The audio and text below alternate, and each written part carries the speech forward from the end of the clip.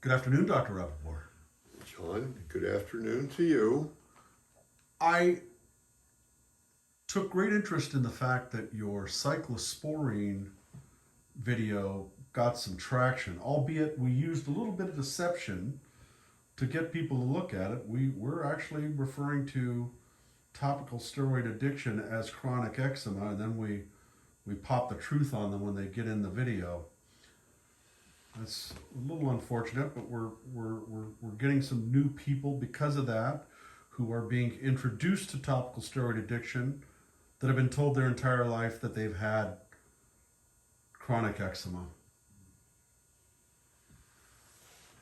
Well, we've discussed this sort of frequently, but maybe little tidbits here and there. Basically, the evaluation of a child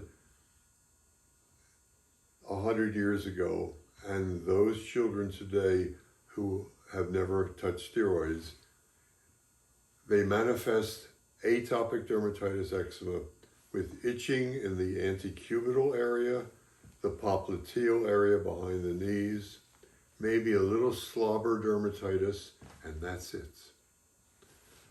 They might be a little itchy generally. Labels might bother them. Otherwise, they're okay. Today, they're red from head to toe. These other kids were never red. They're red from head to toe. Steroid gets put on, they get better, and then they flare worse. There was no such thing as that pre-steroids. They put on lubricating creams. The parents knew full well, all I got to do is get through the winter back east. Maybe I'll tie up their hands a little bit, not to scratch. And we go to the beach during the summer. The rash vanishes. They knew that. And the rich people in the east would send the kids to Arizona in the wintertime for sunshine. So the therapy was a little lubrication, a little antihistamine for itching, try to stop them from scratching too much, keep them cool, and sunshine. And 95% were cured between the ages of 5 and 9 years of age. There were no adult bad eczemas. There was no such thing. Nothing like that, ever. So who are these people? They have to be another diagnosis. And indeed they are. They are red. They're not scratching here and there. They make hives. They are violently anti-itchy. They are burning. The other people never burned. They don't like water because it burns them. They can't sleep, and they're anxious as hell. The others weren't anxious. They scratched a lot. Entirely different diagnosis, clinically, historically, and in examination. The doctors fail to recognize that. I can't fathom that. It's so simple. So your protocol for symptom management of topical steroid withdrawal, cyclosporine, does that speed up the withdrawal process? I have told innumerable patients when they come newly, we start the process of talking first so they understand. By doing nothing, just stopping the steroids, never seeing a doctor. Number 2 group, supporting them with antihistamines and anti-burning and sleeping pills and in the bath and watching for infection and hand holding. And number 3 protocol, depressed, suicidal, cannot function, cannot go to school, cannot go to work, who go on cyclosporine. I have never been able to shorten the course of this. It's 3 to 5 years, no matter which of these 3 protocols are followed. I think it's important what you just said, though, because I think one of the misnomers out there is that cyclosporine is going to somehow decrease the duration of this condition. Yeah, I wish. Yeah, right, exactly. And what happens, it's interesting, and I've seen enough cases now. The whole process is so interesting to me because I've learned a huge amount of medicine from these patients. About drugs, about rash, all kinds of things. what happens in some, they're absolutely frantically happy that the cyclosporine has made them function and live. And within days, and usually within a month, they look very, very good. As we get near the middle of the process of 3 to 5 years, and they're really doing very well, and they look great, and they've been doing very well and looking great for 6 months, there's a push to lower or stop. They're a little afraid of a big gun, maybe the expense. Look, I'm doing great, doc, come on. And in the beginning, maybe 10 years ago, 12 years ago, 9 years ago, I would exceed because they look great to me also. And I would start tapering too soon in many of them, too soon. They would flare. So after a few flares and going backwards and a dismay and a depressive suicidal pattern in their face, I stopped tapering too soon. And it looks like I'm stuck with the numbers. At least 1.5 to 2 years on drug before you even think about tapering the steroids. Now, I've noticed a difference in the Rapaport protocol, which you've developed and deployed in the United States, of starting on a larger dosage as a big bang, for lack of a better word, and seeing what you can get away with by tapering down, not necessarily therapeutically, but just to get that dosage down a little bit for whatever your motivations are, kidney function, all that sort of thing. In the UK and Canada, it's the opposite.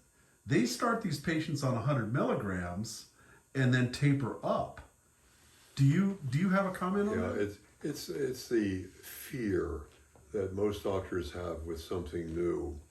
So they try it, they test it, which is really silly when you think about it. If it's dangerous, why go to it? If it's going to cause you grief, why even try it? Why even do it? So it's faulty thinking. It's their fear, and they're not taking care of the patient. In the beginning, I started probably at 200 mil. No, the protocols used to be for this drug and drugs of this ilk to go by weight. You gave them so many milligrams per their weight. So if you got a small 100-pound lady versus a 190-pound guy, their doses were different. I noticed early on there were two factors, several factors, but two major ones. There was modified cyclosporine and non-modified. I'm not sure exactly the difference, but they're a little different. And I noted that you could not interchange them. So when the insurance ran out on one and they would not allow the renewal of this kind, and the pharmacist glibly substituted the other kind, had difficulty. They flared or had difficulty at the same dose. That's number one. Two, it became very apparent that 100 milligrams for a small person, 200 milligrams for an ordinary person, size-wise, never worked. They all needed 300 milligrams. And I made a big point to tell them, look, I've sold this drug to you as a winner, and it's been my experience as a winner. I cannot let it fail. So I must have it work right away at the beginning, otherwise you're going to lose faith. Don't worry, you're small, we'll get you rolling at 300 milligrams, and I'll probably lower you down to 275 or 250 after a month or so, and we'll be in the ballpark. But for larger people, you would occasionally go more. They stay at 300. Right? So you're saying 4 is not a... Oh, I've had to go with some people to 400 milligrams. But you're going to try to get them down. And then I'll get them down. Yeah. I haven't needed to go any further than 4. And the drug has worked in everybody. Well, and the thing that's curious is the hesitancy, but tell us the original intent of cyclosporine. Well, it's an immunosuppressant, suppresses the immunity and was directed at the transplant patients, the kidney transplant, the few heart transplants at that time, liver transplants. And it stopped them from rejecting this newly acquired organ. Mechanism, it just works on the immune system, but those patients relatively are on 1,000 milligrams relative to my 300 milligrams. So they're on a large dose, a different kind of chemical though, called tacrolimus. So the interchangeability, there's a lot of facts that I garner from the usage of the transplant people, but these are a different crowd and everything is different with a different crowd and the drug should be looked at differently. Because this was an outlier question, because it is an immunosuppressant, did anybody get in trouble with it during COVID? There was always a concern. The patients were concerned. You must also realize, and I got to thinking about this as we got into the middle of COVID, we are very glib to use the word immunosuppressants. Wait. Is that 20% immunosuppressant? Is it 40%? Is it 90%? Is it 100%? We have no idea. No idea. But we use it as an absolute. So therefore, they might be in jeopardy if they're facing COVID.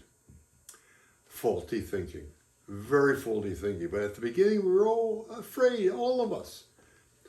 But as it progressed, COVID got better and other folks were on, and all of the transplant people were on the dose. They were just told to be very careful about crowds. Nobody had any trouble. So then we got more hefty in our thinking and we said, it's okay. You're not immunosuppressed. Don't worry about a cold. Don't worry about infection. Don't worry, but we're going to monitor you very carefully. And I never had to stop anybody, ever. So my suspicion is we make the word immunosuppressant 100%, but there are percents of immunosuppression that all of them go through, and we have no method of finding out how much are they immunosuppressed. Let's leave it there. Please like, share, subscribe. Thank you very much.